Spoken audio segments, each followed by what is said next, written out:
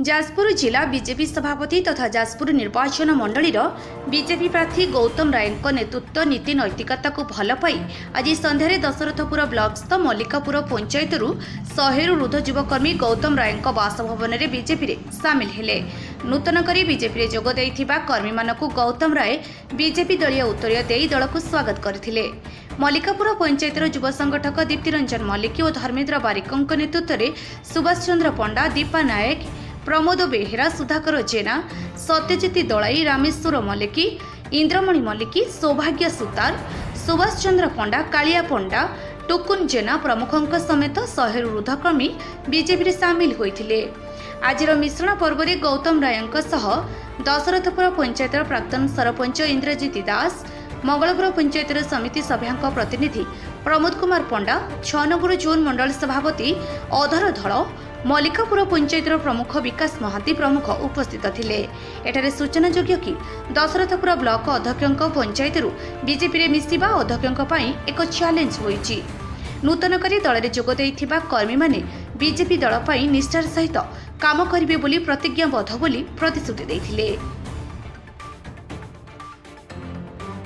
इंद्रजित दास, एक सरपंच दशरथपुर। भारतीय जनता पार्टी राज्य शाखा कार्यालय मिसिले निश्चित भाव में आज एक पवित्र दिन रामनवमी आपण समस्त जानी जाजपुर जो अराजकता चली, जो व्यभिचार चली, जो कुशासन चली विरुद्ध में आम स्वर को किभली भाव में शाणित करा युवसाथी मानक यूनाइटेड करी एकत्रित करी आगामी दिन में लड़ाई करने भारतीय जनता पार्टी योगदान कली।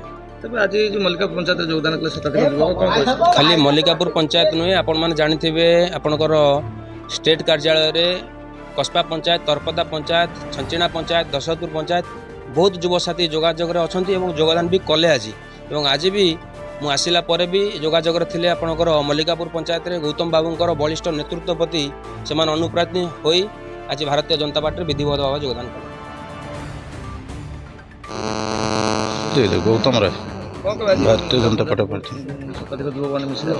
भारतीय जनता पार्टी एबे गोटे परिवर्तनर माहौल सृष्टि होती मोदी ग्यारंटी उपरे सारा देश सह जाजपुर जिला और दशरथपुर ब्लॉकर कोणे अनुकोण में गोटे आत्मविश्वास आत्म भरोसा लोकंकर बढ़ी। मोदी ग्यारंटी प्रति लोकंकर भरोसा विश्वास बढ़ुथिबारु भारतीय जनता पार्टी संगरे जोड़ी होइकी राज्य जो 25 वर्ष धरिकी आम अंचल राज्य जो व्यभिचार चली, भ्रष्टाचार चली, दुर्नीति चली, क्रियापीति तोषण चली, तोर मोर व्यवस्था चली, यार अवसान घटेकी विकसित भारत संगरे विकसित ओडिशा और विकसित जाजपुर तैयारी करिवार स्वप्न नहीं गाए गाए युवक मानक भितरे बुद्धिजीवी शिक्षित सबु वर्गर लोक एवं प्रत्येक दिन भारतीय जनता पार्टी सहित जोड़ी होती। से क्रम आज मल्लिकापुर पंचायत और आखपाख अंचल आमर बहु शताधिक युवा साथी मैंने भारतीय जनता पार्टी ये कार्यक्रम निजक सामिल कर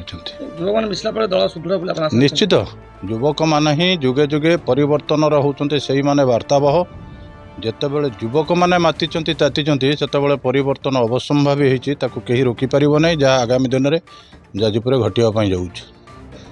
दीप्ति रंजन मल्लिक, मल्लिकापुर पंचायत। कौन कहे आज कौन भारतीय जनता पार्टी सामिल है? मोदी जी को विकास रे अनुप्राणित हो भारतीय जनता पार्टी सामिल हो।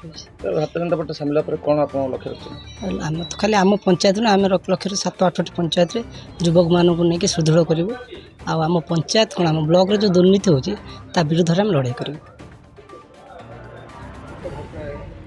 तबे आपण निज पंचायत रे केते वोट पाइ बोली आपण आशा रखछी? आम वोट मु तो गोटे प्रार्थी होइतिली समी सहयोग मात्र 200 केते खाली हारी थी। आम पंचायत रे आम लक्ष्य रखु 1500 लीड दो। वास्तव में प्रतिदिन गौतम राय नेतृत्व को भरोसा करी बीजेपी मिश्रण करने बीजेडी विरुद्ध में जन असंतोष बढ़िबारे लागिछि। यह बीजेडी प्रार्थी सुजाता साहू एक चैलेंज हेबो बोली राजनैतिक महल में चर्चा होउछि। दशरथपुरु मोनालिसा मल्लिकों रिपोर्ट, पी न्यूज ओडिशा।